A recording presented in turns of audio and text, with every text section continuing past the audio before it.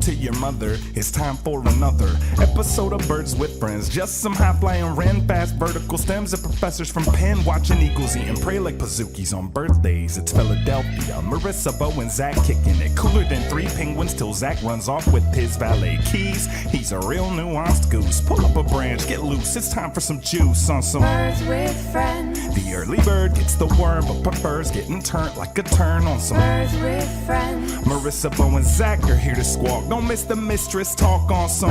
This is what it's all about. We do daily podcasts for like 2.5 weeks during training camp. We got all kinds of time for guests and nonsense. I will open up a 2-hour block. Hello, everybody, and welcome to Birds with Friends on a Wednesday evening. Bo Wulf, Zach Berman, Marissa Dunn, and as those of you who are watching on YouTube can see, joining us from the jump, the man himself, the official offensive lineman of Birds with Friends, Michael Dunn himself, the real Mike Dunn for real. Michael, how are you? I'm great. Happy to be on. Finally. Finally, long time coming. A few questions up top. First of all, have you done any laundry today? What are you doing to make sure that Marissa is not too heavy on her feet? And what's your favorite soup? He's already So I've not done laundry today, but I did a good job of just staying out of her way the entire day. I ended up going to my training facility for like 5 hours today. Big flex, okay. Yeah, I mean, it was You're about looking good. It shows. Maybe an hour and a half lift, 3.5 hours of just talking and not being at home. But, I consider that a win for Marissa too. Yeah. Yeah, Had she a had work busy to day, do. so it was good. Yeah. Yeah. Mhm. Stayed out of her hair. Yeah. Made dinner last night. Yep. I made dinner Oh, last he night. did make That was dinner last big. night. What was it? Chicken. It that was was so spicy. very seasoned to the max. That That's how it should be. Yeah. With what? With pepper? What? a lot. Everything. Yeah. And then I Too had much. heartburn Yeah. because I'm starting to think that this baby is going to have a lot of hair. Mm. So his chicken actually was not great. But, in the long run. But Going back to the question, favorite soup, I will have to say, I'd go with my pick, matzo ball soup. oh, Yeah. So, I mean, Okay. Yeah. it's a good pick. I mean, it's a lot up top. Clam chowder's right up there. Very on brand. Yeah, Zach had already taken it. Yeah, I know. Oh yeah. There was cayenne pepper in there. I saw Okay. a commenter. That's good. All right. Well, we've got a lot to get to. Michael has been grinding the tape on the matchup in the trenches. We will get to all of that. But before we do that, we do have to send it to the Stone Cold Newsman himself on day 3 of Miners Week, the daily podcast ahead of the NFC Championship game. It's Zach Berman to tell us the latest from the NovaCare complex.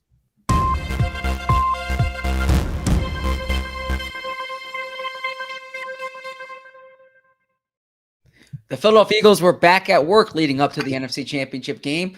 They they had a walkthrough today, not a practice. Avonte Maddox he would have been a limited participant had they had a full practice today. But the fact that he's out there is a sign of progress, considering what his status has been in recent weeks.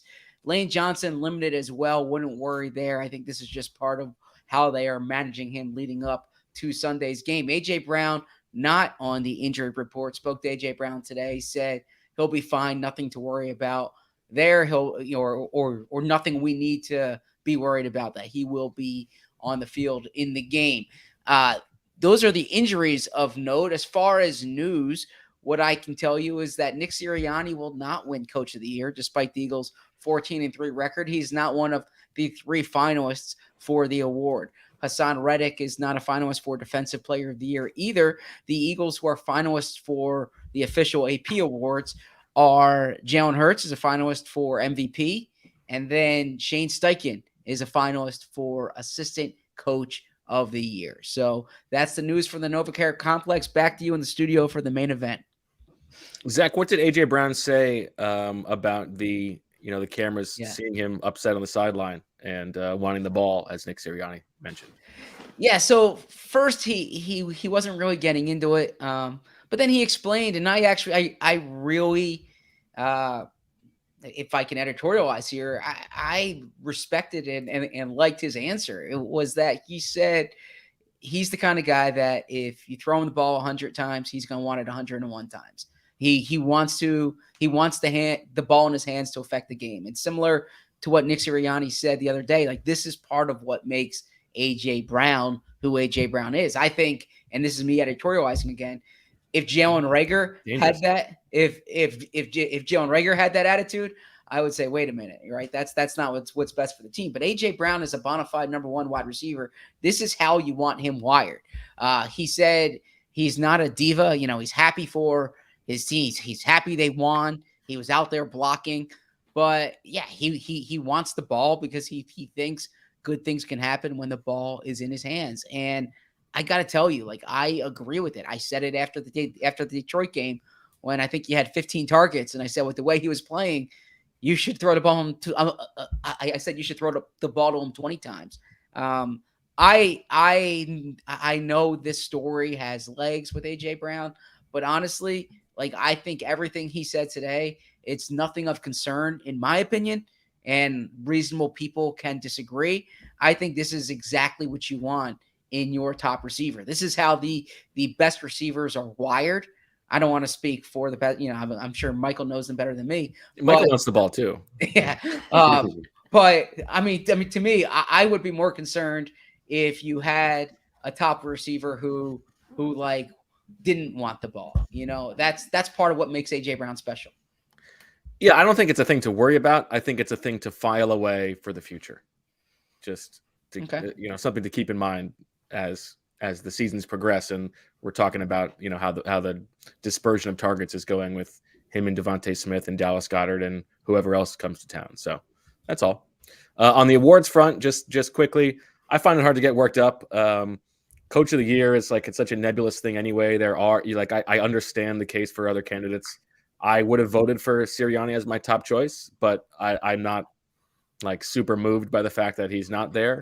If you had to bump one, Brian Daboll, Doug Peterson, or Kyle Shanahan, which one would you bump? I would bump Daboll. I did my top three on the power rankings, and I believe it was Sirianni 1, Doug 2, Shanahan 3.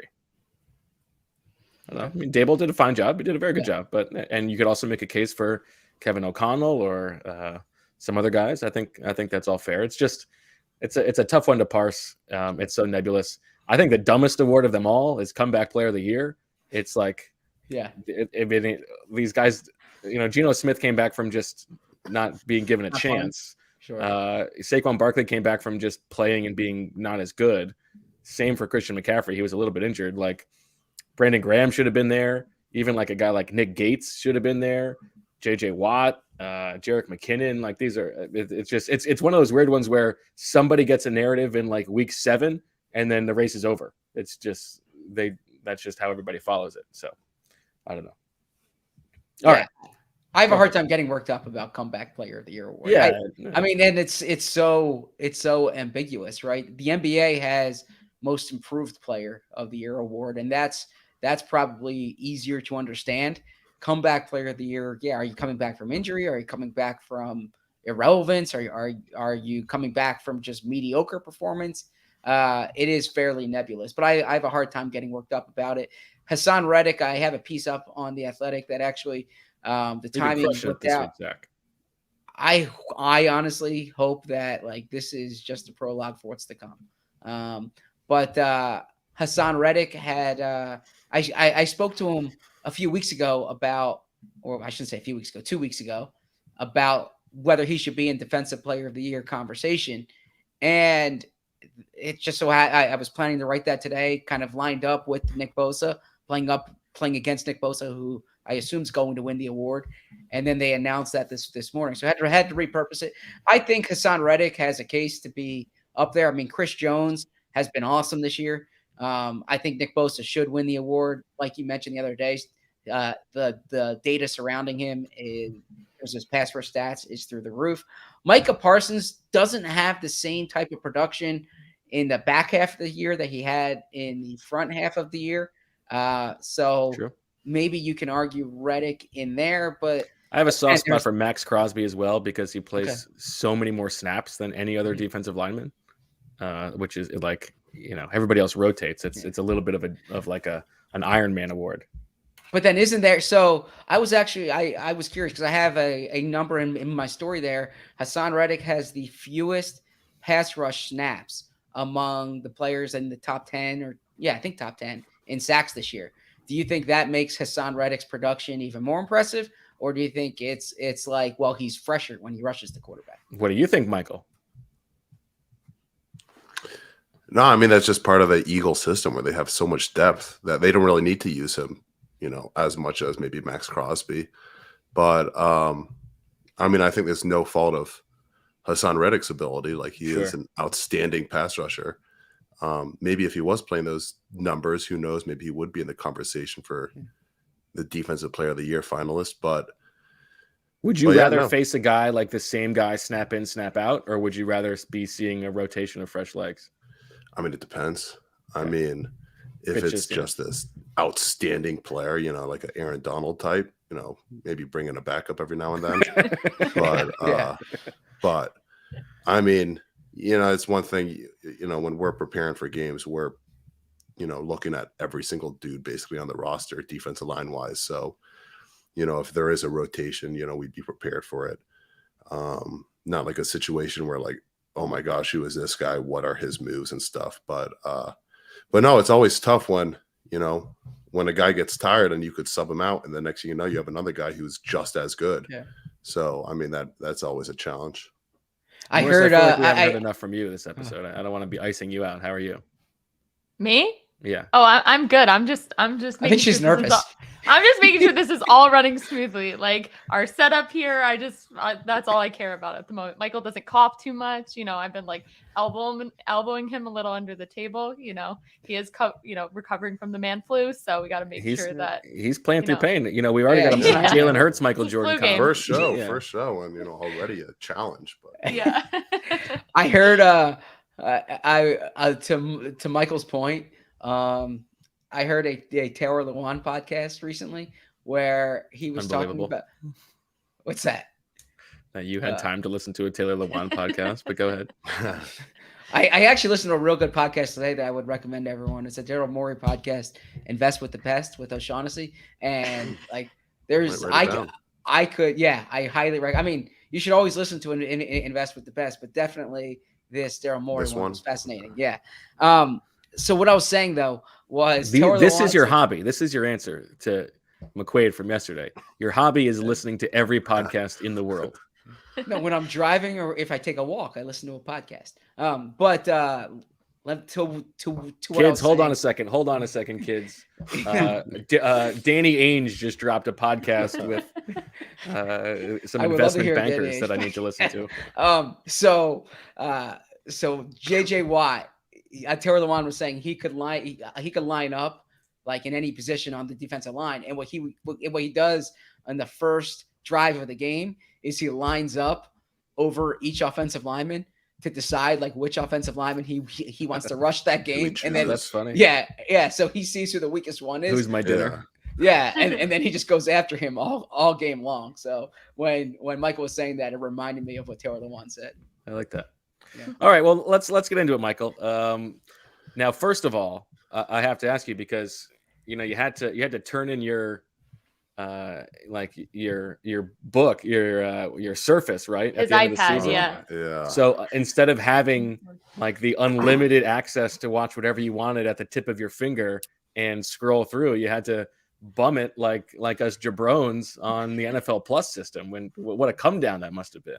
Oh yeah, no, that was tough. I mean, maybe I'm just spoiled for my iPad in hand, but that was not a fun way of watching film. I mean, it must have taken you 3 times, like 10 times as long. And you can't do like slow-mo or anything like that. It used to be a much better product. Yeah. You can't do slow-mo, and I would try starting a play and I click it from the start of the play, and it'd go back to the play before, or then I'd try like manually just pressing like the start, and it just started like glitching, and I couldn't get to the start. It was I mean, I will say it was kind of interesting watching like special team plays and stuff like that. Like it just pop up. Okay. But Just randomly. yeah, something I'm not used to. But yeah, no, not as efficient as my life on the iPad. Well, we thank you for your service. On Yeah. that front and slumming it with us. Let's start with the Eagles offensive line against the Niners defensive line, and more specifically on the Eagles offensive line. We hear and we have the opinion that seems to be around the league that this is the best offensive line in football. We've been sort of spoiled here in Philadelphia, but when you turn on the tape as someone who like makes your living doing this, do they pop to you as like this is, whether they're the best or not, but like this is a different level, this is really impressive? I mean, yeah, I'd put them and the Browns on the same tier, but I was very. I think it's. I mean, there's 31 other teams. It's I was. non-Browns tier, I was very impressed watching this Giants game. I mean, they were, like you said, dominant. They definitely looked like, a top offensive line in this league. I mean, and the Giants front, that's a good front they got. Dexter Lawrence, I think he was first team All-Pro. Leonard Williams is a great player too. Thibodeau, and the displacement and the movement that the Eagles were having on them was something I haven't seen. And I have not watched much Giants defensive film this year. I mean, this was actually the first Giants defensive tape I watched, but I mean, you know the players that they're going against and the type of movement that they were creating. I mean, especially Jason Kelsey. I mean, I was so impressed watching him. I'm sure he's been doing it the entire year. He was also voted. I think he was also the AP first team All-Pro. Yep. Yeah, I'm sure everything I just watched in the Giants game was stuff that he was doing the entire season. But like what though? That was great. Yeah. Just, I mean, number one, I'll just start with man-on-man blocking against Dexter Lawrence. You have these just to set the scene. We have these voluminous notes that you've sent yeah, us at a time, so we're gonna try to work through them. But everybody needs to know how prepared you are. Yeah, I won't get like too into. Bo's not used to like laying out an outline for a podcast, right. So yeah, I loved when the notes came through. Yeah, I mean, I guess I could kind of just talk about Kelsey for a second. Where, I mean, he is a smaller offensive lineman. I don't know how much he weighs, but he is far from whatever Dexter Lawrence's weight. And even the other guy, 71, the backup defensive tackle. I mean, I don't know how much he weighs either, but there's definitely a disparity between weights. But this man Kelsey was still just driving them, 4 or 5 yards off the ball. I mean, not just Kelsey, but guards and the tackles, they'd come down on like tight zone B blocks and would just knock the 3 tech back like 5 yards into the backfield. Mailata almost like would get just a touch on the guy's hip. The guy went flying. I mean, just like across the line, you just saw pure movement off the ball. One thing that I was really impressed watching, and I was telling Bo and Zach that I saw it, and I saw this technique basically run 5 times in the first half alone, and all 5 times were efficient plays, but they used this thing called like a wipe technique. And what is that? It's basically a wide zone, but instead of like a full slide, everybody's just running on a wide zone. They made it where the front side tackle will block the defensive end in front of him, and the front side guard blocks down on the nose tackle, and then Kelsey will pull up in between them to the linebacker. And you just use everybody's best abilities on that play. You have Dickerson, who's another giant human being, and Mailata, and they're just crushing the guy across from him. And you use this guy Kelsey, who's incredible out in space, up on the linebacker. And how they used it with, the backside. So the backside blockers, they'd just be man up on their guys. So they're almost like pass protecting. And they'd just turn it into a RPO. And how many times this year have you seen an offensive line get flagged for an eligible man downfield on RPOs? Several times with the Eagles. Holding it. Yeah, with the Eagles. I mean, I guess with the Eagles, but yeah, this basically takes away any chance of an eligible man downfield because everybody's kind of like still mating at the line. So you saw basically every time they ran it was a big gain, an efficient gain. And the one time it didn't work was a deflected pass by the DN that they were reading. And if Jalen, I don't know what exactly his keys were, but if he handed that off, there was another 20-yard gain right there. So that's something that, like, I'm sure has been in the Eagles' repertoire this entire season, and I'm sure it's been working very well for them. But, you know, just their ability to kind of use every single guy up front to their best abilities that they can, you know, was really impressive to see.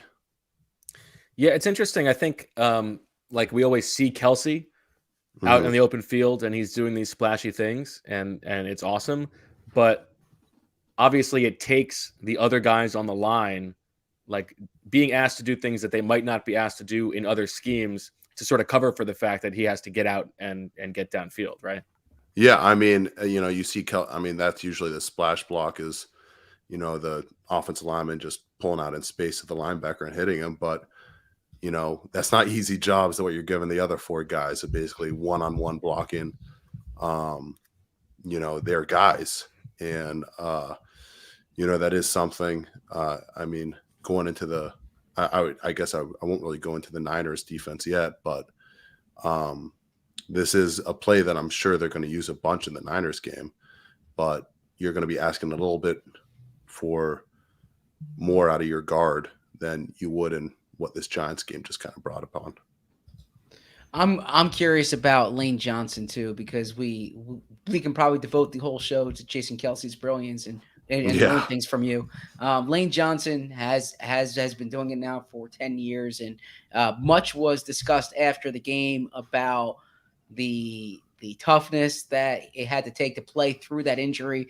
But if you didn't know he was injured, could you tell as an offensive line that he was playing with an injury? No. And B, what jumped out in watching the film about? I actually forgot. I forgot that he was hurt. Like, wow. I kind of when I tuned the game on, like it was kind of like late at night, and I completely forgot that, you know, Lane Johnson was dealing with like a torn muscle or something. Torn adductor. Yeah. I mean, does not sound fun. But, you know, you're watching the tape and I forgot about that. And there wasn't a single time where I was like, oh, he looks off, or this is not looking great. If anything, he looked, you know, really good.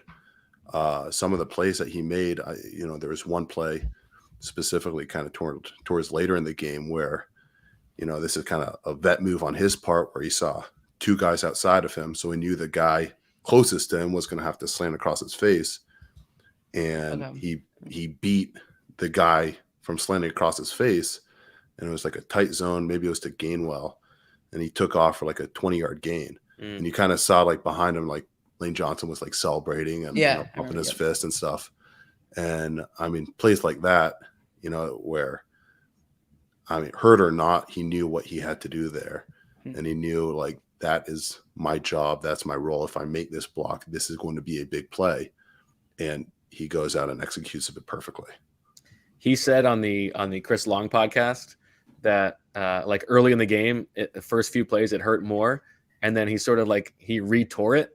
And that's what like made it feel better. Is that like it loosened up basically? Like, wow, that's so. Yeah, no, I like after I would watching say it, that these guys are different than we are, but you are there. Like you are one of these. Yeah, guys. No, I mean, you're the them, not the we. Yeah. Fortunately, I've not dealt with a torn adductor, I guess, but it does not sound great if you tear it again. But you know, hey, I guess it worked. That's the recovery process. One of the things that we hear a lot about this Eagles offense is like how varied the run game is. And they will spam sort of different things on a week-to-week basis based on what, you know, what could work against the opposing defense. Good job getting off screen. That was a pro move. Yeah, sorry about that. Sorry. Good job. I'm sick. No, you're good. That. Yeah, I'm sorry. So it's a pro operation. Getting better, but you know, power couple. Did you see that in this Giants game? And I guess we can get to what you think might work against a defense like the Niners. You were saying, I'm sorry, I was busy coughing there. The varied looks from the run game. They will spam different things on like a week to week basis. Like if it was split zone against the Giants, it'll be a big zone read game the next week, stuff like that. Yeah, I mean, I have not really watched, right. A large portion of Eagles games, so I don't really know how they kind of go about their week to week game plan process. But yeah, I mean, you definitely saw, a lot of tight zones, split zones, read zones, RPOs in the system this past week. I think it will have, I mean, shoot, if it works, it works. And if you go out against the Niners and you're able to just do the same stuff over and over again, I mean, why not? But, there's definitely, very different defensive styles that the Niners have compared to the Giants that I'm sure game planning wise, there's going to be a lot of different schemes that they're going to be looking to do as opposed to what they just did. But I mean, whatever they did for this Giants game, it worked. I mean, there's whatever game planning and, the week ahead, they did a great job, planning it out. And I mean, it helps when you're going against a team for the third time, at that point, exactly what you're getting, what look, to what formation and all that. Like a Browns-Steelers playoff game, for instance. Yeah, I mean, if like the Browns and Steelers happen to meet for the third time in a season in a playoff game, and you would have that down. You would have the book on them, and you would know. Exactly yeah. If you're forced to start, some random practice squad guard for his first start ever, you're kind of like, okay, at least it's the third time playing these guys. So, hopefully he was paying attention the first two times. But that's how stars are born. Yeah. So before you came on, you said to us that you hoped you wouldn't be too technical, and we said we want you to be technical, but one term that is not technical that everyone can understand is unstoppable, right? So I'm looking in the notes here, and you say backside B blocks were unstoppable. So So can you further explain what makes them unstoppable, and if that can translate regardless of opponent? Yeah. So I mean, for sure. So basically the backside B blocks, and, referring mainly to the tight zone B blocks, you're basically taking Dickerson and Sayamalu, and they're basically the first, the lead blocker kind of, and then Lane Johnson and Mailata are going to come in, and depending on what they're going to do, they're basically going to try driving that guy back, the 3-tech, the guy over the guard, into the linebacker. And that's a lot easier said than done. It usually does not happen just like that, but that's basically what was happening. They were taking whatever 3-tech was out there and just moving him out of that B gap where he was. And a lot of tight zones, when you're basically running a tight zone, you're assuming it's going to hit backside. You're not really, like you're saying, it might be, a tight zone to the left. The ball's not actually going to go to the left. It's usually going to go right behind that B block. And the fact that that tight zone B block was just taking that guy right there and moving him off the ball, set up the perfect hole every single time. And you'll see, like on all the, tight zones that were big plays, it was kind of hitting on that backside A gap, backside B gap, right where the main blocks were. That is something that I could see happening next week. So let's talk about this Niners front. What jumps out to you from watching them? And I mean, obviously, like Bosa is the guy who everyone's got circled. But if you were, if you were going to design a game plan for these guys, what might make sense to you? Well, I guess what jumped out to you first? Yeah, I mean, I'm not, much of a game plan guy. I'm kind of just, I show up to, I don't know if Marissa will be okay with that, but I usually just show up to meetings and let them tell me what, they'll tell me what to do. And I'm like, sir, yes, sir. But such a football guy answer right there. Yeah. But usually it's yes, coach. That's usually what I say. But no, I mean, this Niners, like this was also, being an AFC North guy, don't spend too much time looking at NFC West defenses, but this Niners defense is very good. And I think this is definitely going to be a difficult matchup. But I going off my 1 game sample size of this Eagles offense, they have a very good offense. So I think it'll be a good matchup. And I think the Eagles will be ready for it. But no, there's just so much going on with this defense. You start off just the differences in week to week. The Giants, you'll see their, nose tackle, their D tackles are, these Squatty two gap players will have, wide, even feet stance, and they'll kind of just be sitting there and, shoot their arms and kind of be playing, looking where the running back's going and try shedding. And they do a fantastic job with that. Dexter Lawrence is one of the best in the NFL. The Niners just say no to that, and they just take their 4 down, their 4 defensive linemen, and just get them in this sprinter stance like they're about to run a 40-yard dash and just try jumping upfield. They try penetrating a gap, and they're just going to try knocking offensive linemen back and just create havoc, basically. And it is a very effective – yeah, I mean, it's a very effective, defense, but there are also many answers for it too. Not easy answers. It's never easy in the NFL, but, there are, schemes that I'm sure, the Eagles coaches know going against this type of defense that they're going to be drawn up for this week. You mentioned Bosa. He's got to be one of the defensive players of the year nominees, right? Yep. Yeah, he's going to win, but yeah. And we're expecting him to win. Yeah. Yeah, no, I'd expect it too. And I don't think you have to spend too much time talking about him because you just know he is a fantastic player. He's got an incredible bull rush, inside, outside wiper moves. He even hit, I saw him hit the right tackle with a couple, inside spins, looked like a counter spin almost, but like just a couple of spins inside. And that's going to be a very tough matchup for Lane Johnson, but that's kind of what you want to see in playoff football. The best right tackle in the game versus what should be, I guess, the defensive player of the year. And I mean, first game Eagles, I didn't see much. Didn't really notice an injury for Lane. I know he's dealing with a lot, I'm sure, but he's going to have his work cut out for him, and mile out of 2. And the thing everybody talks about is Bosa, but the guy across from him on the other edge is pretty good too. Samson Ebukam.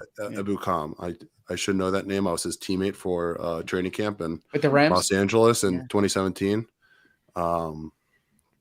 I doubt he probably knew my name, but he said we're done here. Did Sean McVay consult with you before making his decision on whether to retire or not? Yeah, he called me up. I kind of told him, hey, it was a rough year this year, but you guys got the pieces. Go back and keep on fighting. And if you want me back in LA, well, you better pay up. That's yeah. But yeah, he's a good player. This left tackle for Dallas, he is a rookie. He has some technique issues to work on, but he is really strong. Like, you kind of just see his body and just his strength. And there's a couple plays where the Samson was bull rushing him back and creating pressure, and that's not an easy dude to knock back from. I mean, my brief look at how he looks, his body. And I get that there is a 360-pound giant, playing left tackle for the Eagles, but if you're not using good technique, you never know when someone can knock you back. So I don't think that the other edge is anything to sleep on. And then you go inside and Armstead. I'm good. You no need to mute. I'm good. Talk to the mic. Armstead is well named. He's got those arms. Yeah. Wow. Yeah. You don't have to laugh at his jokes, Michael. Yeah. It was good. It was really well played. I mean, he has very long arms and he uses it very well. He even got Zach Martin on There's like a long arm kind of into a swim basically. And, you know, it was a very good pass rush. And, you know, going against Siamalu, I said that right? Yeah. Okay. Siamalu and Dickerson, you know, that's not going to be easy matchups for him. I think, you know, it's one thing that the Eagles kind of do in their offense is you look at the Giants game, they probably drop back pass protected maybe like not many times. Like if I was to guess, I'd say single digit times they actually drop back pass pro. Most of the times it was, you know, run action or, you know, situations that they were able to slow down the Giants rush. You'd hope that you'd be up 38-7 again and stuff like that you could do that. But at the same time, you're going against a defense that they don't care what you're doing. They're going to go upfield. So, you know, run, pass, whatever it is, those guys are going to be firing off the ball. So you got to pass protect. You know, it'll be interesting. I mean, I think it'll be a good matchup. I thought that both Dickerson and Siamalu did a really good job in pass pro this past game. I think Siamalu actually had a really nice jump set that he kind of trapped the defensive tackle. And I'm always a fan of, you know, some traps and all that. You know, it's always easy once you get the defensive lineman on the ground, then kind of could just, your job's done, just, you know, put your hands on them. Speak for yourself. Yeah. Yeah. But no, I think that's going to be an awesome matchup. Kinlaw is in there too. I just saw something about another one of their D linemen. I don't know what his deal is. I think he got arrested. Speak on it, but it seemed like Yeah, you know what? We're gonna let you stay away from that. I'll comment on that later in the show after you leave. We're gonna keep you away from that. Cool. No, So, and the main thing though, aside from just one-on-one blocks, is when we get to third down or second and long, the pressure package that the Niners have and the protections that the Eagles are going to have to scheme up for this. They came out. They were in just one game alone. I saw them in Abbey front. They were in. What does that mean? Explain. Okay, so basically, I'll start it from a wide front is basically when it's 2-3 techniques. So two guys over each outside shoulder of the guard. So basically, nobody's close to Kelsey. Mm-hmm. So that's a wide, and they had come out with that too. And a lot of times you're expecting like twists, you know, and all that. Like tackle and twists where they're trying to pick each other and stuff. But off of that, they'd come out in Abbey where you bring two linebackers into each A gap of the center. So on each side of, you know, Kelsey, there is a guy on each shoulder of his. They came out with a Mike Mugg with one linebacker now over Kelsey. Okay. They came out in a giant front where there's three defensive linemen on one side and then one defensive end on the other side. And then a linebacker would usually walk up like in the open gap. And that's always really difficult because you're basically trying to deal with one-on-ones with three guys on one side and, you know, picks and games and all that. What else, you know, it would bring in, you know, watching the All-22, you really only have the end zone copy from when I was watching. I was not willing to go back and forth between sideline and end zone every single time. But it looked like nickel pressure or safety pressure. And the Cowboys got beat on that a good amount. You know, they were not squeezing down on guys. And, you know, they were just missing, you know, blisters at one point. You know, it looked like it was a delayed nickel pressure that they didn't push out to or slide out to. And if Dak held the ball on for like a millisecond, he was about to get crushed. So I think more so than just individual one-on-one blocking, you know, aside from like who's going to win my matchup against Siamalu versus Armstead, I think it's going to be a lot of how are the Eagles going to pick up all these different types of things that the Niners are going to throw at them. And it's going to be a lot. Well, that's a great transition actually to what I was hoping to ask you. And you were self-deprecating before. when you said that you don't game plan and it's just yes, coach, whatever you want, coach. Yeah. But I see here you have good plays to run with 4 bullet points there, and protection schemes will be key, which you just addressed there. What plays would you run against this 49ers defense?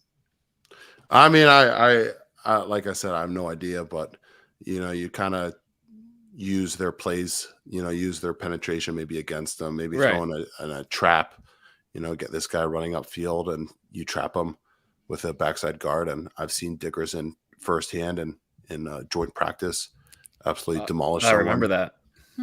Yeah, so I definitely throw that out. And screens, right? Screens, pin pulls, just try getting your linemen out in space and let them do their thing. Is there something about the way they play schematically that makes them more susceptible than others to a mobile quarterback? Because there's this debate that they haven't really played a mobile quarterback this year. They played Justin Fields in week 1. They lost to Marcus Mariota, but they were missing half their defense in that game. Is there anything that you feel like, because of this is how they do it, that could maybe spring Jalen Hurts for some big plays downfield? That I don't know. Okay. I mean, I would definitely put I get they're going against a mobile quarterback, but the linebackers for San Francisco are very impressive themselves. I mean, I think Fred Warner might not, maybe he is the best linebacker in the game right now, off-ball linebacker, where I'm sure he's right there to be able to chase down, Hurts if need be. But yeah, that I'm not totally sure. Okay. Anything else on this matchup before we go to break and switch sides of the ball? No, but I'm excited for it. I think it's two of the best. This feels like the main event. This Eagles offense against this Niners defense. It's gonna be exciting. Marissa, you had something to say? I'm sorry. No, I'm just wanting him to lean into the mic a little more. I'm trying. He's leaning back because he finished. He gets. Yeah. Okay. My points are done. He's gonna need some he probably water. is ready to blow his nose. Yeah. My nose cough. That's what He's been awesome. This has been so insightful for me as a reporter. I imagine for our audience as well. So I appreciate it. So far, I can't wait for the second half. You guys kind of get what I'm saying, or are able to understand what I'm kind of saying, I guess. But hey, Bo already knew it all, but I'm learning. Yeah. That's right. That's right. But I'm happy to share that knowledge with everybody else. All right, let's take a little break. We'll come back with more on the other side, talking about the Niners offensive line and the Eagles defensive line. Now, our next partner is a pretty cool product. Let's talk about Athletic Greens. If you're looking to get better gut health, more energy, and a stronger immune system in a really easy, natural way, you've got to check out Athletic Greens. I'm sure you'll all agree that most of us are not huge fans of having to take a bunch of pills or vitamins in the morning, but with Athletic Greens, you can get rid of all those extra vitamin bottles and finally get some room in your cabinet. Athletic Greens is an all-in-one solution that actually tastes pretty good. You'll really enjoy getting your daily vitamins. So what is this stuff? With one delicious scoop of Athletic Greens, you're absorbing 75 high-quality vitamins, minerals, whole food source superfoods, probiotics, and adaptogens to help you start your day the right way. This special blend of ingredients supports your gut health, your nervous system, your immune system, your energy, recovery, focus, and aging. All the things. Right now, it's time to reclaim your health and arm your immune system with convenient daily nutrition, especially heading into flu and cold season. It's just one scoop in a cup of water every day. That's it. No need for a million different pills and supplements to look out for your health. To make it easy, Athletic Greens is going to give you a free 1-year supply of immune-supporting vitamin D and 5 free travel packs with your first purchase. All you have to do is visit athleticgreens.com/birds. Again, that's athleticgreens.com/birds to take ownership over your health and pick up the ultimate daily nutritional insurance. This episode is sponsored by BetterHelp.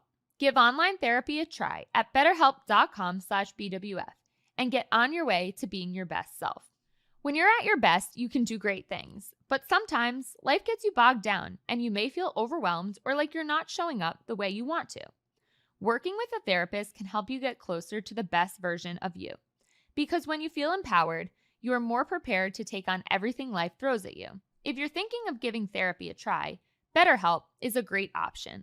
It's not only convenient, but it's also flexible, affordable, and entirely online. Just fill out a brief questionnaire to get matched with a licensed therapist and switch therapists anytime for no additional charge. If you want to live a more empowered life, therapy can get you there. Visit betterhelp.com/BWF to get 10% off your first month. That's BETTERHELP.com/BWF. Go ahead. You look like you got something to say. No, that entire break I was being yelled at to bring more energy and talk more into the mic. Oh, Yeah. So he was like, energy. Energy. And we came back from break and he was caught on camera. Yeah, I know. I was meaning to pull back right before, He's break new took to over, these but, break, yeah, the spinny wheel kind of thing. Yeah. He's the one who's been talking most of the time. Of course, you can't. It's hard to keep up the energy the whole time. I think he's been doing a great job.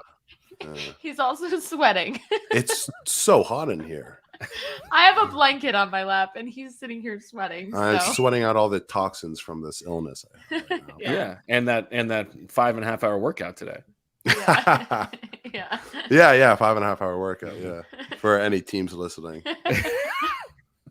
Howie's listening for sure. Yeah. All right, let's flip the script here on Birds with Friends. We are back, obviously. Bo, Zach, Marissa, and Michael.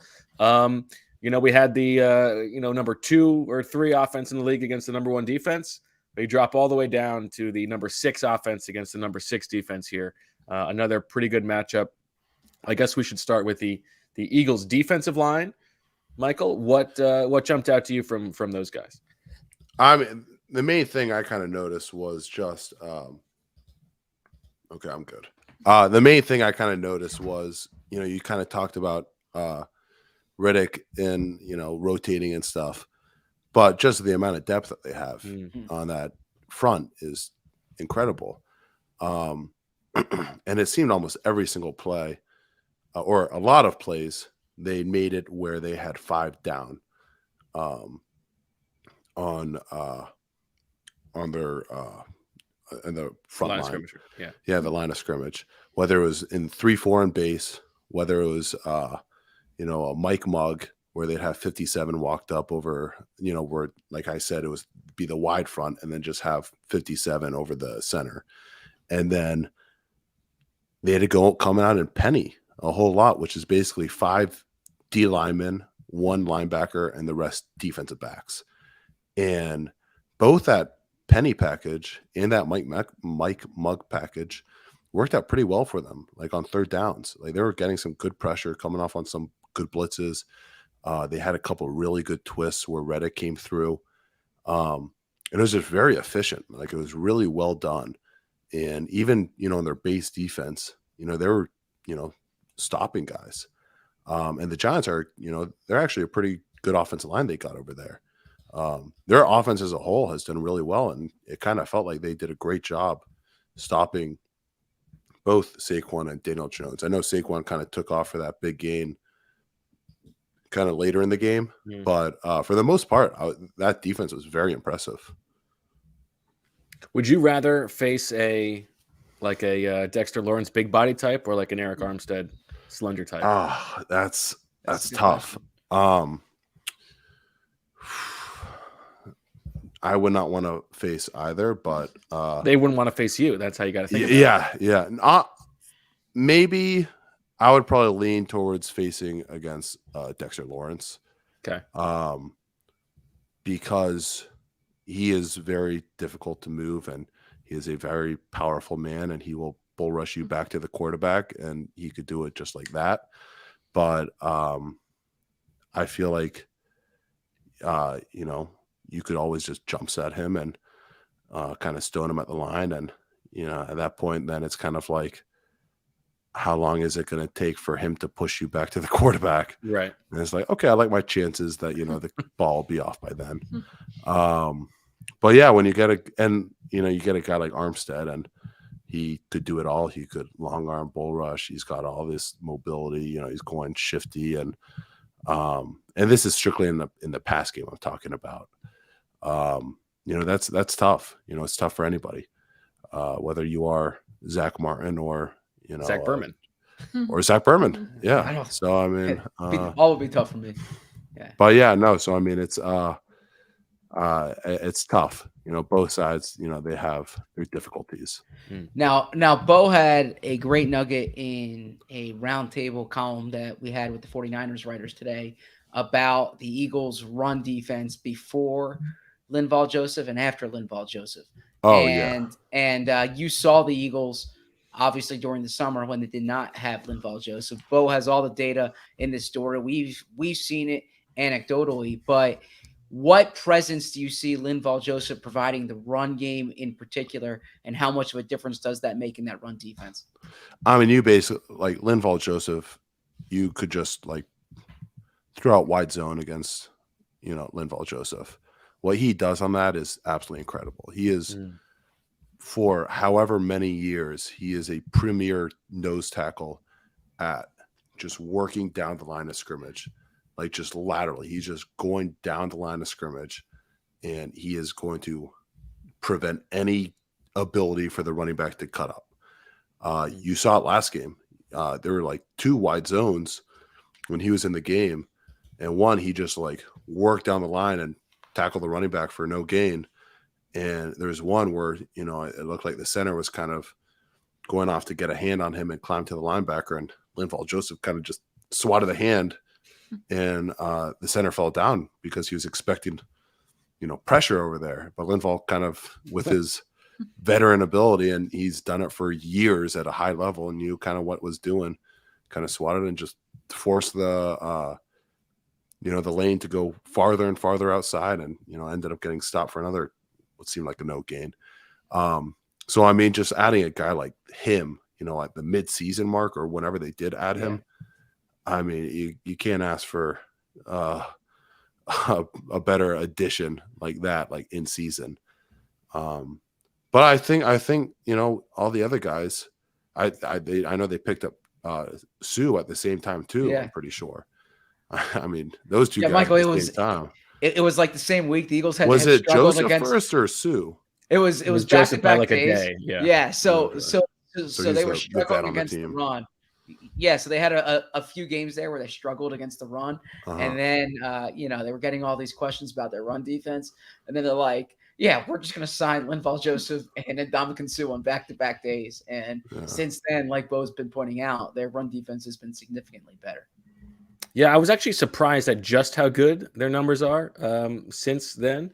When I looked it up, it was basically like weeks 1 through 10, like pre-Linval Joseph, by success rate and EPA per play against runs, they were either 31st or 32nd in the league based on if you were looking at the season-long numbers. And since then, it's like 2nd or 3rd in the league. I think it's probably a little bit in between that, like DVOA since week 11 is like 15th or overall against the run. I think it's probably like a top 10 level defense, but they've certainly been very good. And like the idea that that Commanders game laid a foundation, we've talked about this, that like can be followed. I don't think is the case. Like that, the reason that worked is because the Eagles had 4 turnovers on offense. The Commanders had like 3.8 yards a carry. The rest of the league had the entire second half of the season to try to follow that script. You could argue that that's what maybe happened in the Saints game against Gardner-Minshew, but that was obviously Gardner-Minshew, not Jalen Hurts. It's certainly not what happened in the Cowboys game when they lost. So I think that is probably a little bit overstated. Last person to ask you about on the defense, Michael, what'd you see from Fletcher Cox? I mean, Fletcher Cox is still great. I mean, there's so many guys that you kind of see that. I mean, not just Fletcher Cox, but Javon Hargrave on the other side. I think Javon Hargrave is an elite player at the interior defensive line position. But I mean, Fletcher Cox also, seeing him firsthand and joint practices this year. He was talking a lot. He was talking a lot that week. He was doing a good job. And you're kind of like, yeah, this is a very big human being who, when he turns it on, he is very impressive. Jason Witten used to call him Man Dog. He said Man Dog. He said he's so big, he's like a man dog out there. Yeah. Yeah. I mean, Marissa's typing voice. He needs to talk like He's- more into it. Marissa, he's Voice. I'm This is I'm my always voice. I'm always on Team Marissa. I'm always on Team Marissa, but I gotta tell you, Michael's been awesome this show. Yeah, you've been I real tough I on like him. never inflict my voice. This is I'm usually very monotoned. I feel Yeah, like. He's doing a great but job. It's a Uh, podcast. Come on, you gotta This bring this isn't energy. my job. He's the man dog of the show. Yeah, Okay, Fletcher Cox. Yeah. Let's get to it. very good player. Very I mean, very we all know good he's player. a very good player, but what have you seen from Fletcher Cox? Come on. You're asking I've too much. seen- Marissa. He's doing it. Marissa, you should get both these notes, by the way. I have seen a lot from Fletcher Cox. I mean, yeah, he's been there for what 10 years. He's probably the 11 the seasons. face of the Yeah. defense. I'd say still, even if he's not putting up the same numbers. I know that was. If you want to read about this topic, by the way, there's gonna be a story in the Athletic in the next like 24 Wow. hours about there it. you There go. you go. That could answer your question just as well. No, it actually won't answer it just as well as this. This insight's Oh. even better. So thank you. Yeah, but you can find No, out. where he's from. also, just going back, I thought that they just brought Linval Joseph and Ndamukong Suh in because they saw what happened to their defense in the first half and preseason game number 2. That's right. And they were like, "Oh, we've had to make a switch since And it took them for 10 the weeks past to like negotiate 10 those weeks. Yeah, contracts. it took them a while to get it, but like they were just like, wow, we need answers here against that center that the Browns happen to It was play a for them dominant this first half. performance. Yeah, that was my thought process, but So how about this Niners offensive line? I think, correct me if I'm wrong, you don't need to cast these aspersions, but of the 4 units that we're talking about, this is probably, it's still a good unit, but and they've got probably the best left tackle in football, yeah. but it's maybe the weakest of these 4 units. I mean, yeah, That's a tough thing to I say, guess. but I mean, I don't know. You kind of have this Hall of Fame left tackle, and it Right. kind of raises, Sure. the level. But I guess they always say about, offensive line, you're always as good as your weakest guy. But Podcast, yeah, that'd be me apparently for this episode with my voice inflections. But I mean, I will say we didn't even talk about Sweat before. Well, Zach already And- wrote that story. No, he's a very good player. Like I remember him, like looking at him, in preseason. But I will say Andrew Thomas, the left tackle for the Giants, had a great game against them. He had that one strip sack, and that was a great job by Sweat. That was a very great effort sack. But I would not really say that was, him beating Andrew Thomas. And I think Andrew Thomas, he might have been second team All-Pro. Yeah, That's second right. team All-Pro. Yeah. And now he's going against the first team All-Pro guy. I don't think that's going to change. I wouldn't be shocked at all. We are talking about Trent Williams, and he is incredible. But Michael Parsons did kind of get him a little bit on the inside wiper move. That created a bit of a pressure. So I wouldn't be shocked if Sweat. What's a wiper move? Wiper is basically when the offensive line shoots their hands or, independent hands, both hands at the same time, whatever it is. The defensive lineman takes both his hands and basically kind of, maybe you could describe this motion, but we'll do this, like kind of like a car windshield wiper. Right. Just wipes it to the side. And What's the And what difference makes it between- effective? no, it's because it's very about effective timing, right? because one is all about timing. If you catch the offensive lineman's arms in the right time, but it's also a motion that is not really slowing the defensive lineman down. Like it's something that they could kind of do, but still kind of turn their body, Interesting. Okay.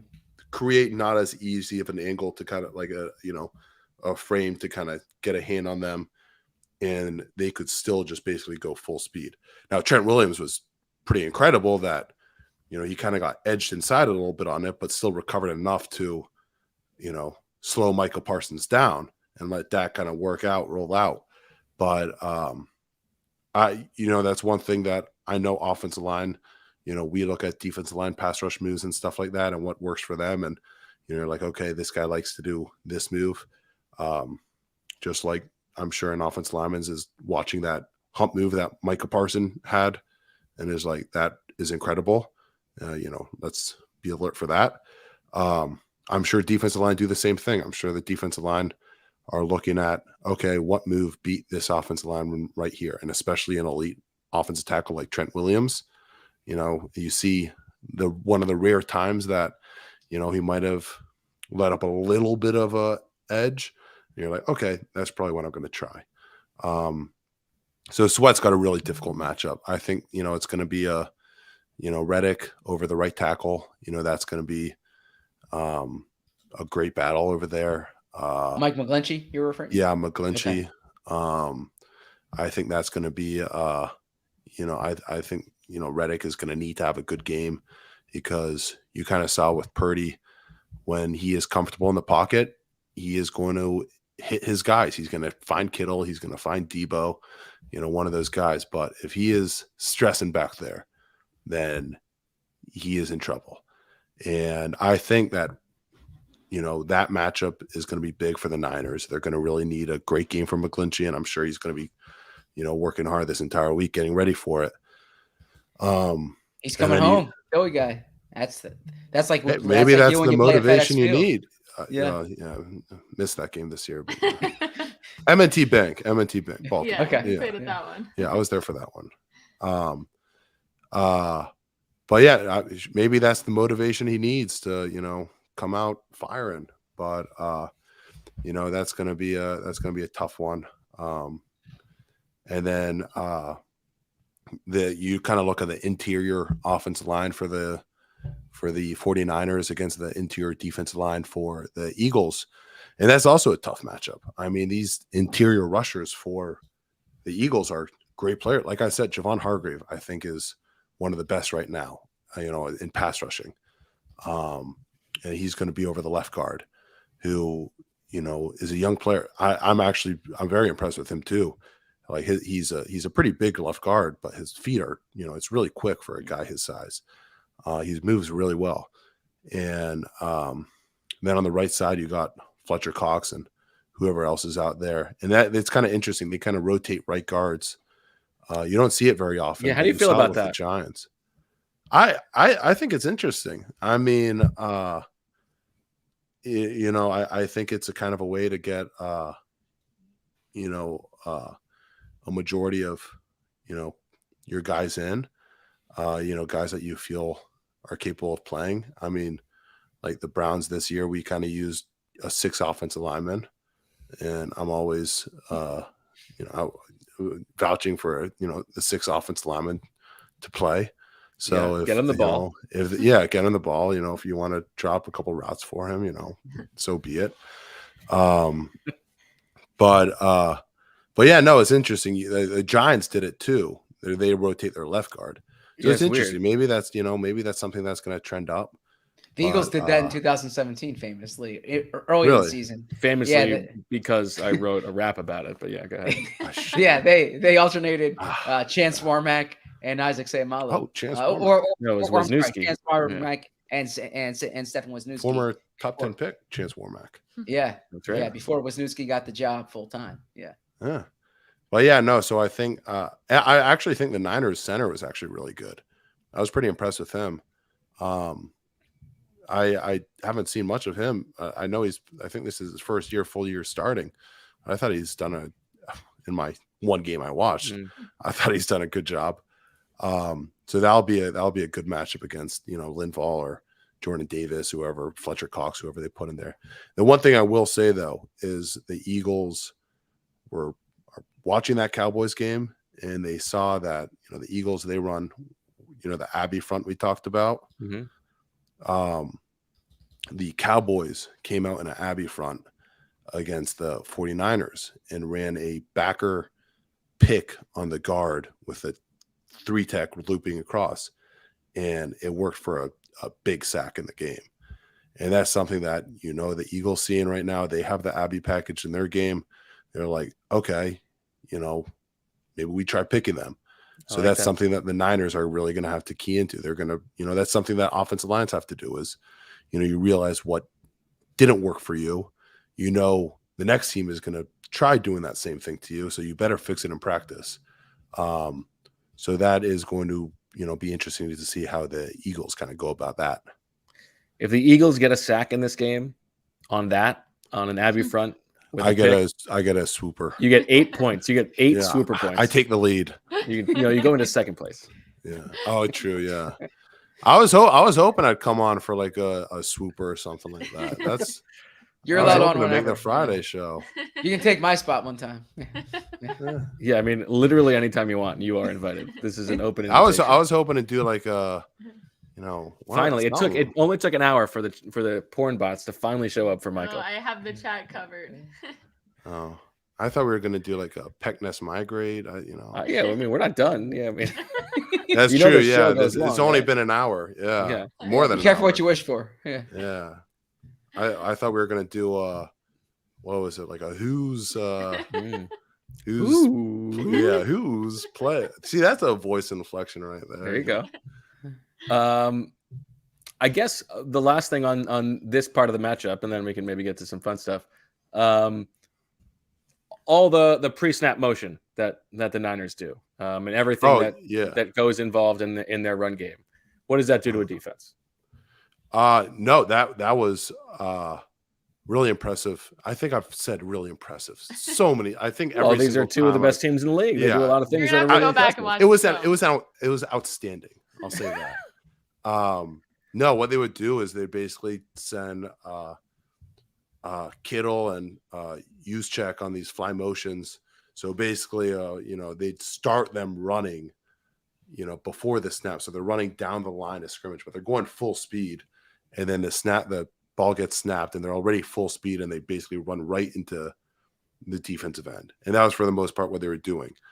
I just the way that Kyle Shanahan designs a running game, it's, one of the best in the NFL. It's very impressive just seeing that stuff he does.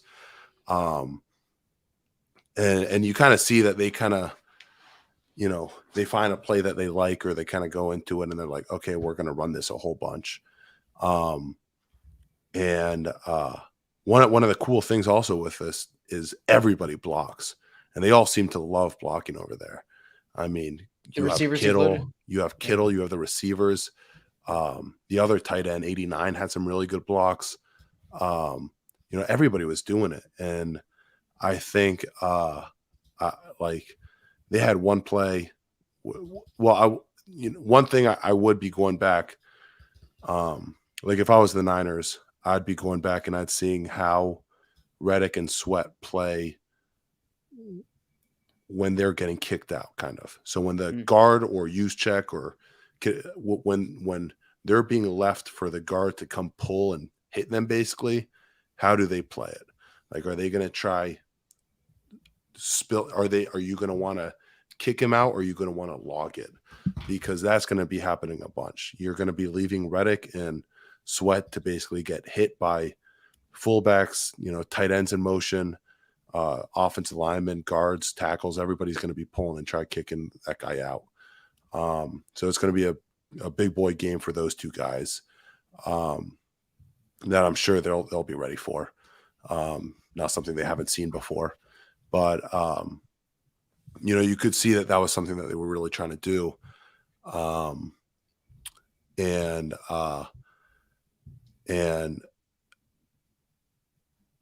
Yeah, you could continue right here. I kind of lost track of what point I was making.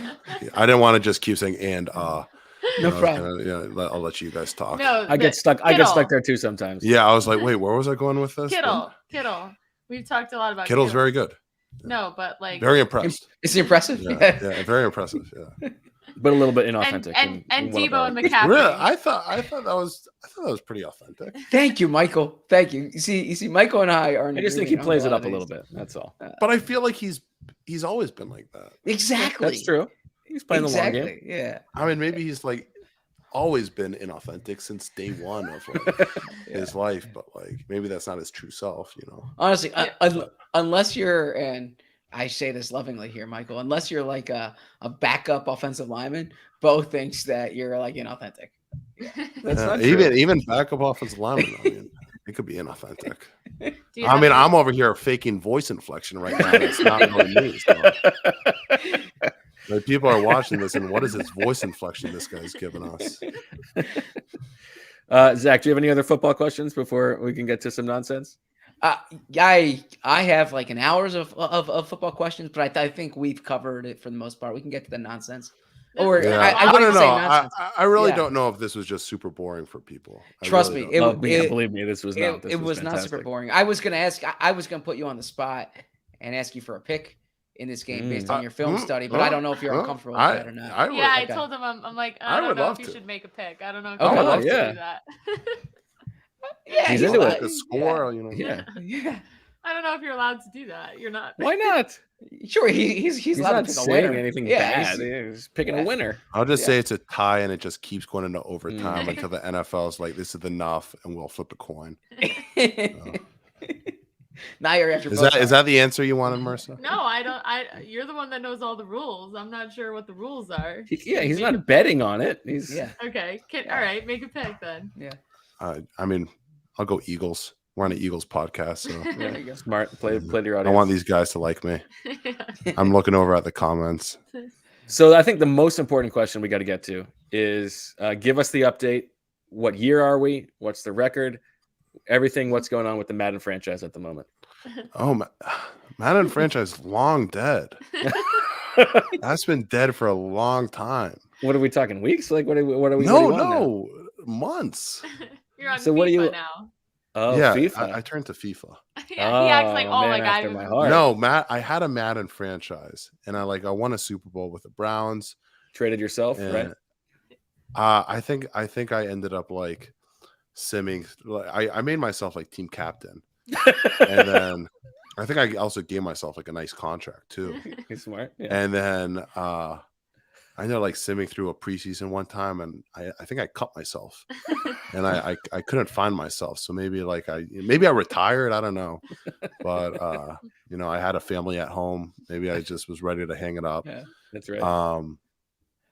But to get brownie points right there. Respect that. Yeah. Yeah. But I mean, Madden Michael Dunn was I guess Was he playing center or guard? He was a guard. I tried figuring out the jumbo tight end formation for that to happen, but it just you could actually do it. I think you could. Yeah, you can. I don't know. So But what's anyways, your- I what's your tried FIFA? logging on. I tried logging on one time, and it just was not opening. It deleted. So I was like, okay, Oh, that's I'm done crushing. with this. It was devastating. Yeah, I was like, For come a week, on. I've he been talked there. I about mean, it. Yeah. Yeah. 16-year-old So me, but yeah. Yeah. there's not much right now. I don't really play as much, here. We're kind of like Marissa's parents' house, and sometimes it feels a little awkward sometimes, just escaping upstairs, hey guys, I'm just gonna Playing go 2 hours play. of FIFA. Yeah, FIFA. But I You did did. it. Yeah, I started a FIFA thing. I think you guys all know at this point how Marissa's cousins, sisters, wives, brothers, uncles, second nephew-in-law is Teller Adams. So it's It's not even like that. yeah. So we're basically related at this point to Teller Adams.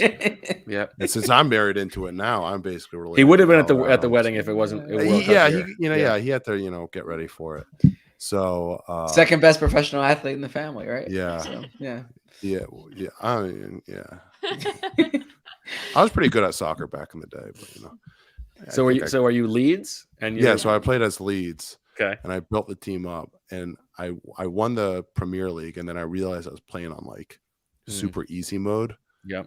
And I didn't realize that. I thought I was on a good level. That was impressive.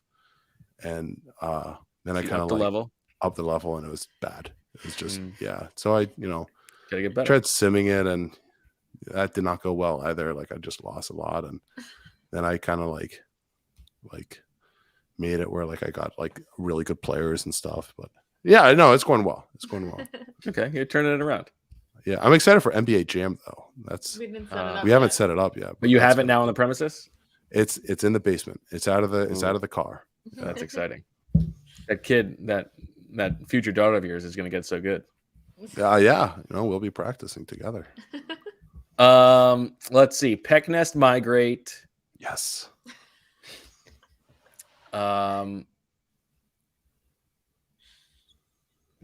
Being in the apartment when Marissa is doing a podcast at 3 a.m. Right. I was about to ask a question about this. Yeah, I like this. Okay. having Marissa talk about your personal life on the show. Okay. And what's a good third one, Zach? How about all the other podcasts that Marissa does? Ooh. Okay. I'm tossing you a gimme on one of those. Yeah.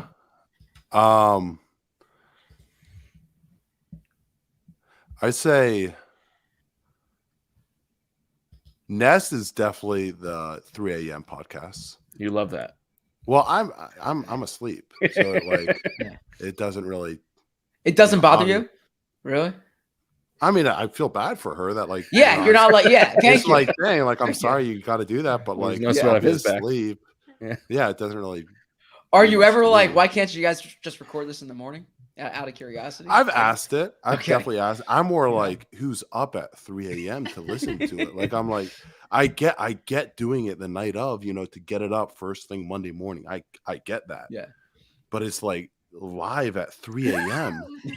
Like, I can't imagine, sorry to the listeners right now. Yeah. But I mean, also like on, you guys are at fault too for going live at 3 a.m.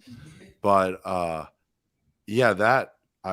it's tough. But that is Migrate because Migrate. I mean, no, Nest because yeah. it's kind of like, it's whatever. And like usually when I actually go to sleep, he's got like every pillow. He's sprawled out across the center. Like he's very much enjoying the fact that I'm not there. So. Peck, I guess her talking about me on it, like I like I'm all good when she's talking about like making an announcement we're having a baby and stuff, like I'm like that's good.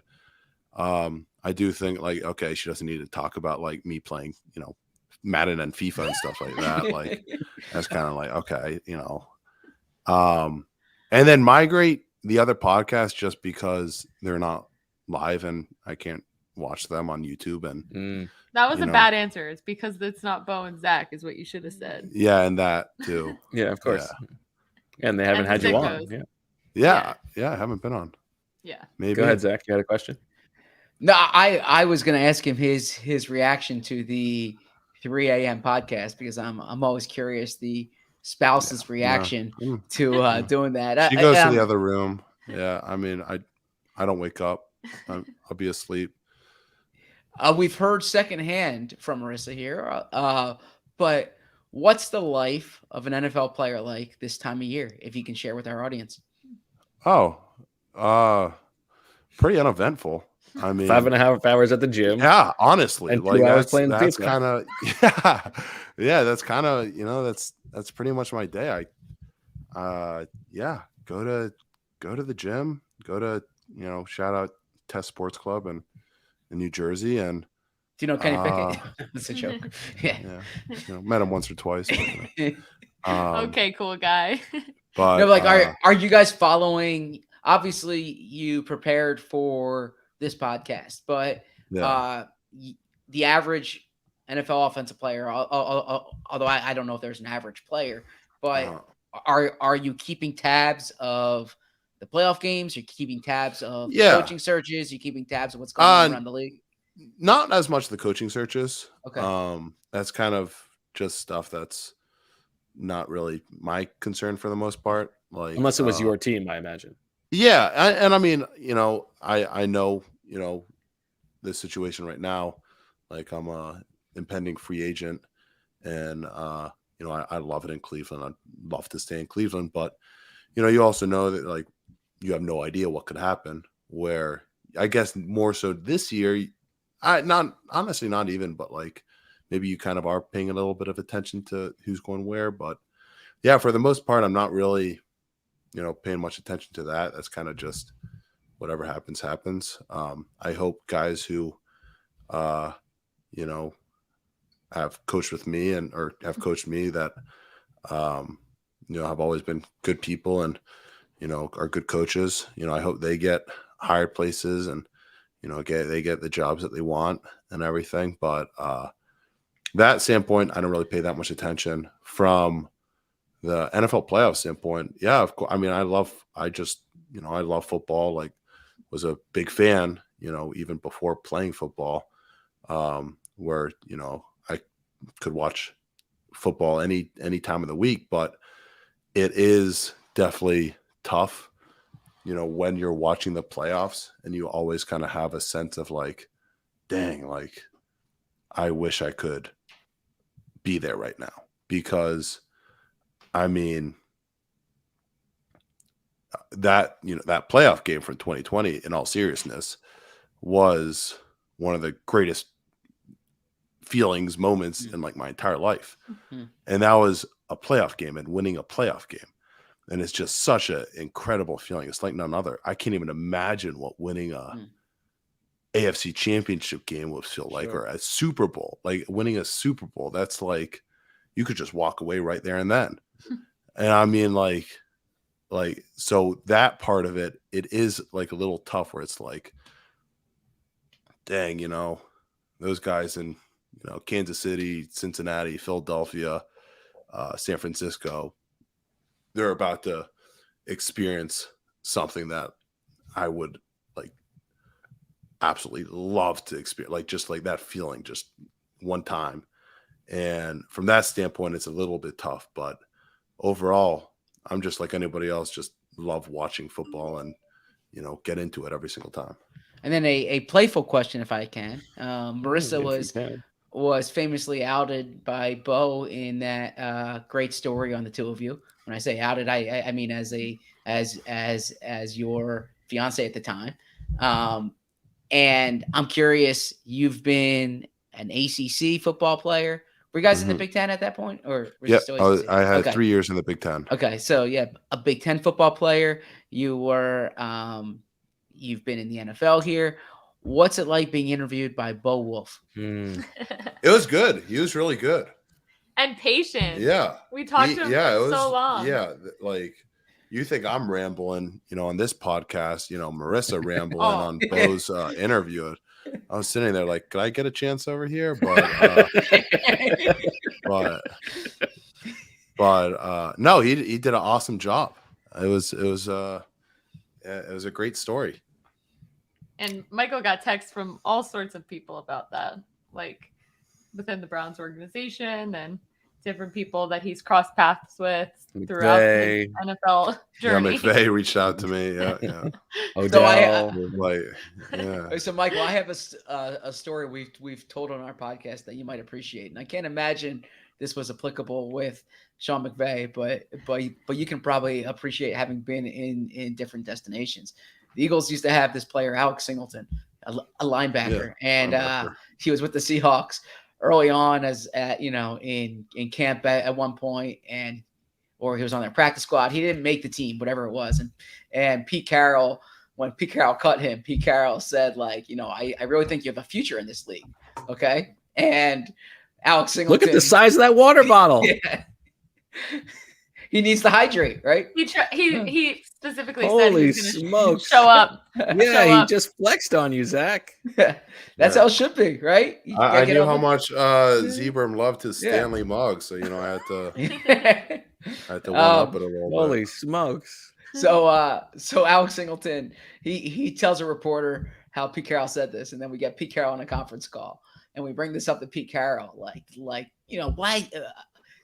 The question was something of the nature, what did you see in Alex Singleton to think that he had a future in the league? And Pete Carroll had no idea who Alex Singleton was on that call. So I thought you'd appreciate it when, like, there's an undrafted guy and the coach is like, you really have a future in this league. Yeah. Yeah. Is that mug like a one a day? Is that?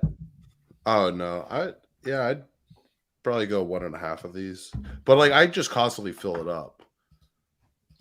So it's about, like, I don't know. What a monster. Like how many ounces are in it? Like 100 ounces to that top line. Oh, 100 ounces. It's really funny that, like, this has become a water podcast. Started this whole thing, and that the mugs still just keep getting bigger. Yeah. Marissa, you need to hydrate. It will make you feel you'll be more refreshed. You'll have more energy. I'm hydrated. I don't need to show off about my hydration. I'm also not a professional athlete like Michael. He needs to hydrate more than you or I. Also, when you have a bit of a sore throat. It's important. Yeah, you've been fighting that. Yeah. Plus, you're looking for like excuses to get some time to yourself in the in-laws' house. More trips to the bathroom is probably good. Yes. Marissa, is there anything now that you have Michael in front of a captive audience that you would like to ask him to get him on the record for, just to have it out there? Oh, I don't know. Well, I mean, the sickness thing is like, we've talked about this with Sheil on the podcast. Like the man cold is like definitely a real thing. And that's not just me just saying that, I would say. But no, I've really enjoyed having him on here. I think this is like a little, we don't get this in depth in our personal conversations, but this is a lot of what we talk about all football season long. Like when he's watching film and going through things and showing me stuff. So I think he thinks this is normal for conversations. We don't have I did enjoy just doing it, just looking at the film again and stuff like that. Yeah. I definitely did not think I was going to be actually on here. Like you guys were talking about it last week. Yeah. And I sent Marissa a text I love to, but I usually send her texts every now and then during the podcast just to let her know I'm a supportive husband who watches her podcast. That's really nice. But I kind of just said that, and then I guess she kind of ran with it. No, I do appreciate. Well, I mean, listen, guilting people into coming on is one of the only things that we have going for us. Yeah. Yeah. And I mean, after our preview run we tried last night, I thought for sure she was gonna cancel me on the spot, but no, you did a very good job. It's been very fun having you on. And yeah, I mean, a lot of our life is football, but we're not parents yet. So once we have kids, I'm sure that's going to change. I know we have the rest of our life with this kid, but they're just hobbies. So Zach's rolling his eyes. I'm not gonna partake in that. I do know that the Merrill College of Journalism and Walt Whitman High School are both very proud of what they're seeing on this. They have a budding star right here. And yeah, I don't know. Yeah, Michael is not in his high school Hall of Fame yet, and I'm not going to be. I actually know remind him of this. Yeah, I didn't play in high school. He didn't play until he played. He just didn't actually. I didn't see the field until my senior year. You're not going to just take you're going to the Hall of Fame because you played 8 games your senior year in high school. So there you go. Yeah, but you made it to the NFL. That's after. Yeah. What did Andrew Palmer do to get into the Hall of Fame, but you didn't get into it? Andrew Palmer, yes. Class of 2010, 4-time track and field. Yeah, cross country, right? Wait, I don't know him. He's in your high school. I'm 2 years younger. He's apparently in your high school. Wait, I would have been the same and you aren't. in school with this guy, and he was in the hall. Oh, okay. Wow. That's Zach. I mean, Yeah, Zach Andrew the Palmer. picking it up. Yeah. Zach, I do have to ask I'm you, happy for Andrew Palmer. And the Jewish Day School has not that he went through to 8th grade has not. They don't have athletic Hall of Fames in those. Yeah, they're good. No. Yeah. Although now they always had a sweatshirt at that school, and it said the JDS football team is still undefeated because they didn't have a football team. Yeah. And everybody would be like, "Oh, that's hilarious," but I was like, "Yeah, let's get a football team." Come on, why not? And then it kind of realized, okay, maybe that wouldn't work out too well at the school. So Natalie Portman was also alum of his Jewish Day School. So. I went there for 1 year. No, you went there from K through 8. No, Natalie Portman. Oh, she only went there 1 year. Still, she's trumping you at the moment. She was a hell of a player, though. Yeah, she for that undefeated football team. Yeah, she could jump set like the best of them. Yeah, she was trapping people left and right. All right. Well, I know that Zach has somewhere to go. He's been dressed up with his jacket on, ready to leave and run out somewhere for the past 90 minutes. So we should let him get going. I've been working since I haven't taken it off yet. So I want to know when Emily and Rachel are coming on. Because good question. Oh God, I'm scared. It's only fair. It's only fair, I think. Yeah, that's true. Emily will come on as long as she only talks about offensive line play. Yeah. They could take the quarterback play versus I think we all know that Emily is dying to get some shots in on all of us on Zach's behalf, and also probably on Zach.